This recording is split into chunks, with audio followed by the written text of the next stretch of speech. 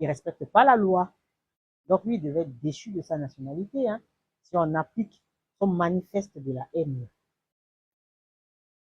notamment celles qui régissent les conditions d'entrée et de séjour des étrangers en France, et enfin justifier d'une autonomie financière pérenne. Ça, c'est normal. Il faut travailler, avoir un bon salaire pour pouvoir vivre en France, c'est normal.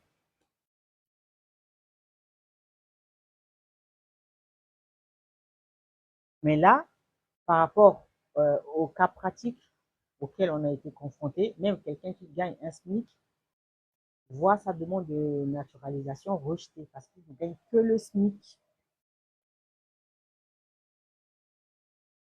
Purement un manifeste de la haine, hein. Ce n'est pas une circulaire, hein. Assimilation à la communauté nationale. Là, la communauté, on n'a pas dit communauté nationale, communauté française dans son ensemble.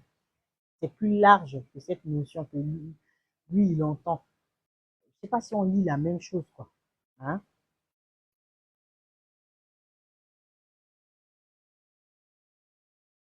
Donc, maintenant, le niveau de maîtrise de la langue française et le français, ce qu'il oublie, hein, c'est que la langue française, elle est parlée de différentes façons, un peu partout dans le monde.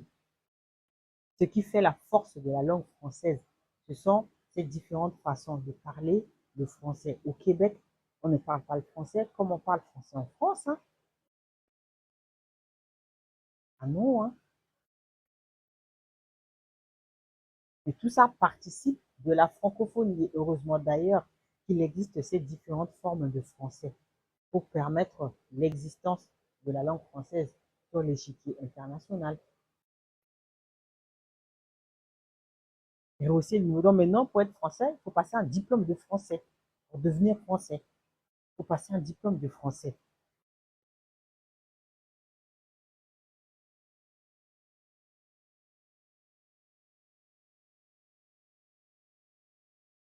Et même quand un Français épouse un étranger, pour que cette personne fasse sa déclaration, il faut que